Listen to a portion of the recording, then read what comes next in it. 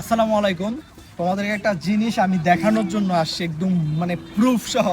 সেটা হচ্ছে, তোমরা তো শাহজাহান এবং মমতাজের কথা তো শুনছো। শাহজাহান যদি মমতাজকে ভালোবেসে যদি একটা তাজমহল করতে পারে, এটা হচ্ছে আমাদের বাংলার তাজমহল, তো সে যদি জাস্ট একটা মানুষের ভালোবাসার জন্য যদি একটা গোটা তাজমহল বানাইতে পারে, আর সে যদি এটা পারে, তাহলে তোমরা কেন ভাই ট্রেডিং এ তোমরা কেন পারবা না? সেও মানুষ ছিল, তোমরাও মানুষ।